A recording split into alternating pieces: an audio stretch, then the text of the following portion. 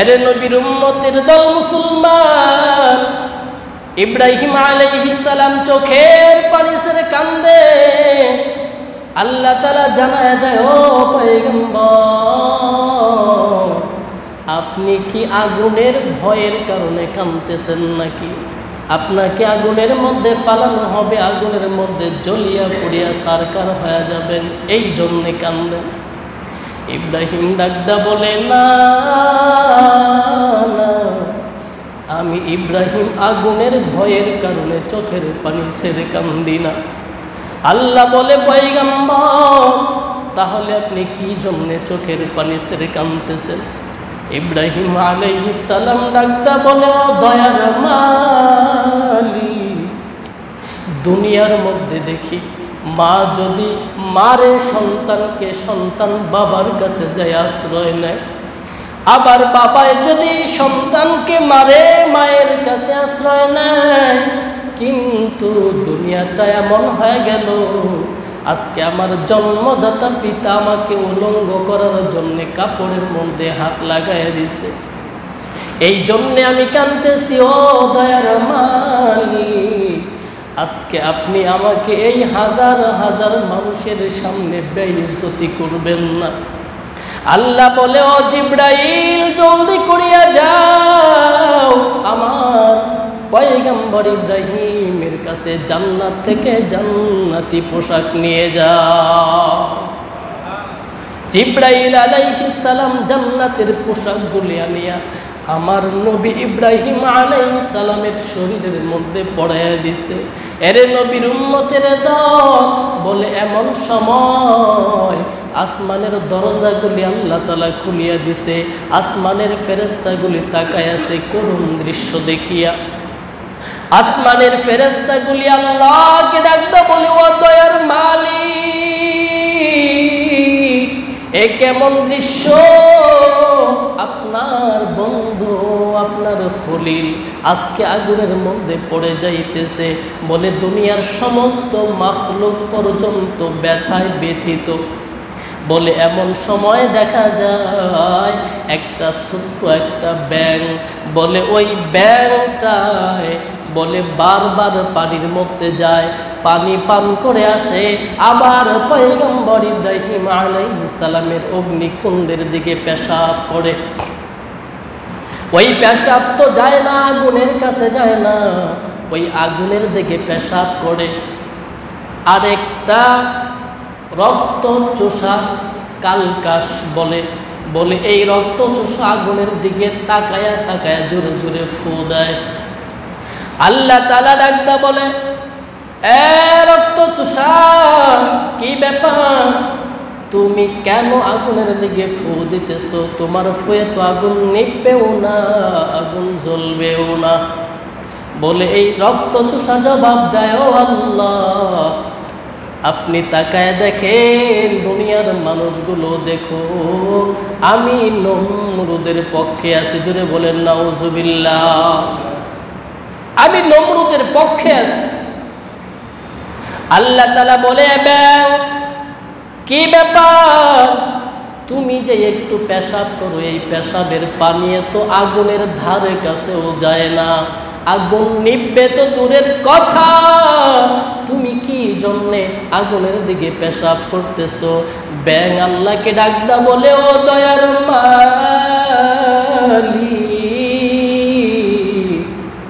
আমি জানি আমার এই একটু পেশাবের কারণে আগুনের কাছেও যাবে না, আগুন নিভবেও না, কিন্তু আমার তো এর চাইতে বেশি শক্তি নাই। আমার যতটুকু শক্তি আছে, বলে এই শক্তি দিয়ে আমি দেখাইতেছি, ও আল্লাহ, আমি আপনার পক্ষের লোক, ইব্রাহিমের পক্ষের লোক। আমি ইব্রাহিমের পক্ষে আছি, আমি আল্লাহ আপনার পক্ষে আছি, এটা প্রমাণ করতেছি। আল্লাহ ব্যাঙের প্রতি এমন খুশি হয়ে গেছে, আল্লাহ ব্যাঙের সম্মান বাড়াইয়া দিছে। কি সম্মান বাড়াইছে জানো?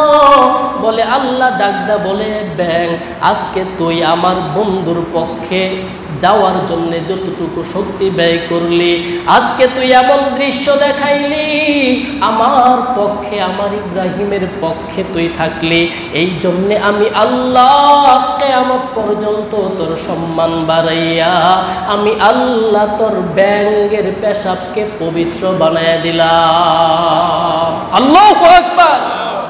এ মুসলমান ইমানদার, বলে একটা ব্যাঙ যদি আল্লাহর পক্ষে থাকিয়া, বলে ইব্রাহিমের পক্ষে থাকার কারণে আল্লাহ সম্মান বাড়াইয়া দিতে পারে, আজ মুসলমান যদি আজকে সেই নবী নাই, নবীর উত্তরসূরি উলামায়ে কেরাম আছে, বলে মানুষ আজও যদি উলামায়ে কেরামের পক্ষে থাকতে পারো, আল্লাহ তাআলা দুনিয়াতে যদি ব্যাঙের সম্মান বাড়াইতে পারে, বলেন তো মানুষের সম্মান না বাড়াইতে পারেন কিনা?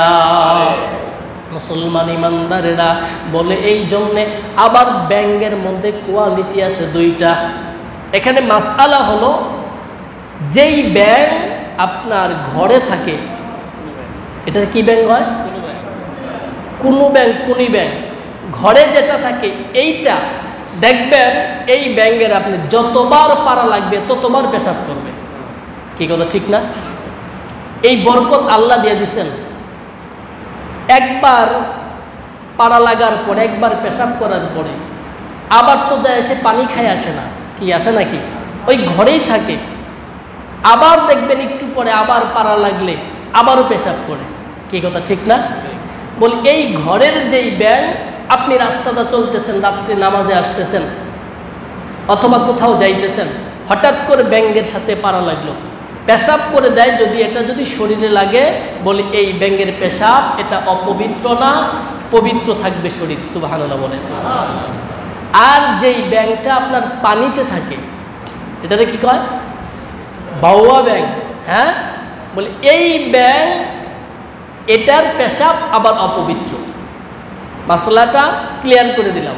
হয়তো অনেকের মনে আমার প্রশ্ন থাকতে পারে, এই যে ব্যাঙের সম্মান আল্লাহ বাড়াইলেন কেন? বলে আল্লাহর পক্ষে থাকার কারণে, ইব্রাহিমের পক্ষে থাকার কারণে। সুবহানাল্লাহ বলেন। মুসলমান ইমানদারেরা, ইব্রাহিম আলাইহিস সালাম চরক গাছের মধ্যে শোয়া, বলে তার বাবা যখন শরীর থেকে কাপড়টা সরাইয়া ফেলছে, আল্লাহ বলে, ও জিবরাইল জলদি করে যাও, আমার জান্নাত থেকে পোশাক নিয়ে ইব্রাহিমের শরীরের মধ্যে পড়াইয়া দাও। যেই মাত্র জান্নাতের পোশাক ইব্রাহিমের শরীরে পড়াইয়া দিছে, আর রহমতের ফেরেশতাগুলো ব্যভিচারের কারণে, ফেরেশতাগুলো যখন রহমতের ফেরেশতা উঠে গেছে, চরক গাছ ঘুরাইয়া ঘুরাইয়া তখন ইব্রাহিমকে একদম আগুনের মাঝখানে ফালাইয়া দিছে। ইব্রাহিম আলাইহিস সালাম আগুনের মধ্যে পড়ছে। আগুনের মধ্যে পড়ার পরে তো এমন তেজের আগুন, পড়তে দেরি, পুড়তে দেরি হবে না, এটা হওয়ার কথা। কিন্তু দেখে যে ইব্রাহিম আলাইহিস সালাম ওই আগুনের মধ্যে বৈশা বৈশা আল্লাহর জিকির করতেছেন। জিকির করছেন ইব্রাহিম নবী,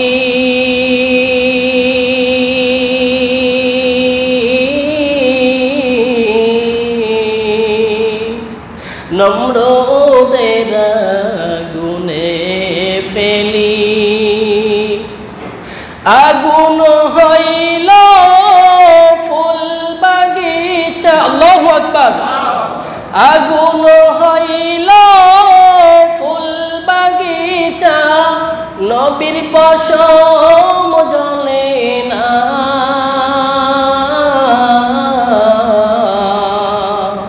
হামেশা জিকির কর মুমিন, গাফিল থাইকো না। হামেশা জিকির কর মুমিন, গাফিল থাইকো না। পয়গম্বর ইব্রাহিম আলাইহিস সালাম আগুনের মধ্যে পড়ে পড়ে পড়ে মাওলার জিকির করতেছে। নমরুদ তাকায় দেখে, কি ব্যাপার? আগুনের মধ্যে পড়ে ইব্রাহিম আলাইহিস সালাম আল্লাহর জিকির করে। নমরুদ আগুনকে লক্ষ্য করে বলে, রে আগুন, কি ব্যাপার, তোর কি তেজস্ব শক্তি কমে গেল নাকি? দাহ্য শক্তি কি কমে গেল? এই বক্তব্য দেওয়ার পরে, প্রশ্ন করার পরে আল্লাহ তাআলা সাথে সাথে আগুনের জবান খুলে দিয়েছে। আগুন ডাকতে বলে, নমরুদ, আমি আগুনের দাহ্য শক্তি একটুও কমে নাই, কিন্তু ইব্রাহিমের একটা পশম পুরানোর অনুমতি নাই। আকে লুতুফে খেসেরা ইজহার কর, বাখলিল আশনারেরা গুলজার কর। বলে আল্লাহ তাআলা ইব্রাহিম আলাইহিস সালামের জন্য অগ্নিকুণ্ডটা ফুলের বাগিচা বানায় দিছে। নমরুদ ডাকতে বলে, আগুন, আগুন যদিও নমরুদকে না পোড়ায়, এই আমার সেনাবাহিনী কোথায়? সব সেনাবাহিনীগুলা চতুর্দিক দিয়ে, আগুনের চতুর্দিক দিয়ে দাঁড়ায়া যাও, একটা করে পাথর হাতের মধ্যে নিয়ে দাঁড়ায়া যাও। আগুন যদিও নমরুদকে না পোড়ায়, এখন দেখি সে কেমনে করে বাঁচে। বলে সব সেনাবাহিনীগুলা হাতের মধ্যে পাথর নিয়া, বলে যেই পাথরগুলা ইব্রাহিমের দিকে নিক্ষেপ করেছে, বলে আল্লাহর কুদরতের কারিশমা, বলে সব পাথরগুলা শূন্যে ভাসতেছে। আল্লাহ তাআলা আগুনকে লক্ষ্য করে বলেছিলেন, কুলনা ইয়া নারু কুনি বারদাও ওয়া সালামান আলা ইব্রাহিম।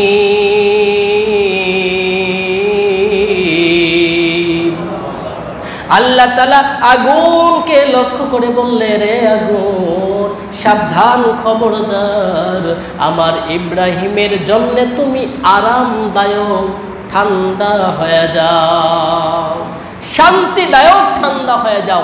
এত বেশি ঠান্ডা হবে না যেই ঠান্ডার কারণে ইব্রাহিমের কষ্ট হয়, আবার এত গরমও থাকবা না যেই গরমের কারণে ইব্রাহিমের কষ্ট হয়। বলে আমার ইব্রাহিমের জন্য বারদাও ওয়া সালামান, শান্তিদায়ক, আরামদায়ক ঠান্ডা হয়ে যাও। সুবহানাল্লাহ।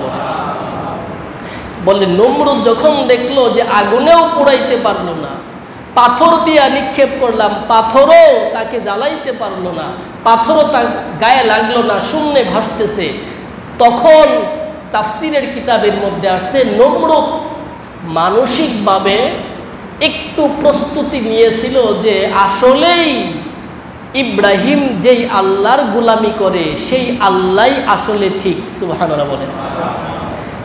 সাময়িকভাবে একটু প্রস্তুতি নিয়েছিল যে ইব্রাহিমের আল্লাহকে আল্লাহ মেনে নিবে, এই মেনে নিলেই হয়ে যাইত। কিন্তু উনি ওনার যেই পিএস, ওনার যে বডিগার্ড, তার সাথে পরামর্শ করলো, হামানের সাথে, যে ইব্রাহিম যেই আল্লাহর কথা বলে, ইব্রাহিম যেই কথা বলে, তার কথার মধ্যে তো কোনো জড়তা নাই, কথা তো স্পষ্ট। ইব্রাহিমকে আগুনেও জ্বালাইতে পারলো না, পাথর দিয়ে মারলাম, এই পাথরও কাছে গেল না, তাহলে ইব্রাহিম যেই আল্লাহর গোলামি করে সেই আল্লাহই ঠিক। আসো আমরা ইব্রাহিমের আল্লাহকে রব বলে মেনে নেই। কিন্তু দেখেন, বন্ধু যদি খারাপ হয়, এই যে এখান থেকে আরেক পয়েন্ট, বন্ধু যদি খারাপ হয় অনেক সময় ভালো বন্ধু খারাপ হয়ে যায়। কথা বলেন ঠিক কিনা? বলে এই নমরুদ সাময়িকভাবে ভালো হওয়ার জন্যে প্রস্তুতি নিছে, কিন্তু নমরুদ এত খারাপ, বলে তার অন্তরের মধ্যে সামান্য পরিমাণ তাওহীদ ঢোকার কোনো সুযোগ নাই। বলে এই হামান বলতেছে, আসলেই আপনি ব্যাপারটা বুঝতে পারেন নাই, এই যে আগুন ইব্রাহিমকে পোড়ায় নাই, আপনি এটাকে অনেক গুরুত্ব দিতেছেন, আসলে এটা তেমন গুরুত্বের বিষয় না। কারণ আমি গোপন সূত্রে জানতে পেরেছি যে ইব্রাহিমও তলে তলে আগুনের পূজা করে। নাউজুবিল্লাহ বলে। এইরকম ভাবে যখন আরো কিছু নমরুদকে যখন পরামর্শ দিল, তখন এই যে নমরুদ, আগের যেই নমরুদ, সে আগের নমরুদ হয়ে গেল, কপালে আর হিদায়াত জুটলো না। এই যে ইব্রাহিম আলাইহিস সালামকে আল্লাহ তাআলা এত পরীক্ষা নিতেছেন, এত কষ্ট দিতেছেন, আগুনের মধ্যে ফালাইলো মারার জন্যে, বলেন তো বাঁচানোর মালিককে? মারার মালিক কে? ওয়া মান ইয়াতাওয়াক্কাল আলাল্লাহি ফাহুয়া হাসবুহ। বলে এখান থেকে আমাদের জন্য শিক্ষা যে আল্লাহর উপর তাওয়াক্কুল করা লাগবে। আল্লাহ বলেন ওয়া মান ইয়াতাওয়াক্কাল আলাল্লাহি ফাহুয়া হাসবুহ। বলে যেই ব্যক্তি আমি আল্লাহর উপরে ভরসা করে তাওয়াক্কুল করে, আমি আল্লাহই তার জন্য যথেষ্ট। দুনিয়ার সব মানুষ যদি আমাকে মারার জন্যে, দুনিয়ার সমস্ত বন্দুকের নল যদি আমার বুকের দিকে ধরে, আর আল্লাহ যদি আমাকে বাঁচানোর সিদ্ধান্ত নেয়, আল্লাহর সিদ্ধান্তই বাস্তবায়িত হবে, আল্লাহ আমাকে বাঁচায় দিবেন। কথা বলেন ঠিক কিনা?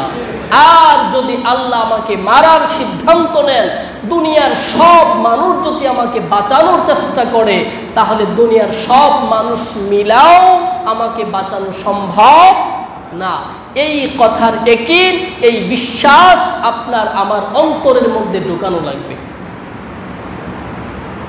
আল্লাহ ইব্রাহিম আলাইহিস সালাম যখন আগুন থেকে বের হইলেন, আল্লাহ তাআলা তখন ইব্রাহিম আলাইহিস সালামকে নির্দেশ জারি করলেন, আপনি আর এই দেশে থাকবেন না, এই জন্মভূমি ছেড়ে হিজরত করে দ্বীনের দাওয়াত নিয়ে আপনি ভিন্ন দেশে চলে যাবেন। এই যে ইব্রাহিম আলাইহিস সালাম ভিন্ন দেশে সফর করার জন্য রওনা হয়ে গেলেন।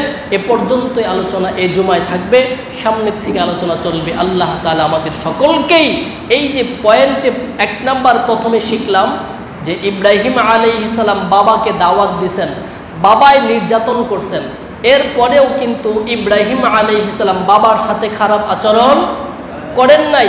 তাহলে এই পয়েন্ট থেকে আমরা শিক্ষা পেলাম, বাবা যদি জালেম হয়, মা যদি অত্যাচারিতা হয়, বাবা মা যদি মুশরিক হয়, বেদিনও হয়, এরপরেও মা বাবার সাথে খারাপ আচরণ করা যাবে? যাবে না। এক পয়েন্ট। 2 নম্বর পয়েন্ট, ইব্রাহিম আলাইহিস সালামকে মারার জন্য সব আয়োজন করছে, এরপরেও আল্লাহ বাঁচানোর সিদ্ধান্ত নিছেন। বলেন কার সিদ্ধান্ত বাস্তবায়িত হয়েছে? এই জন্য আল্লাহর উপর ভরসা রাখা লাগবে। আল্লাহ তাআলা আমাদের সকলকেই বুঝার আমল করার তৌফিক দান করুন।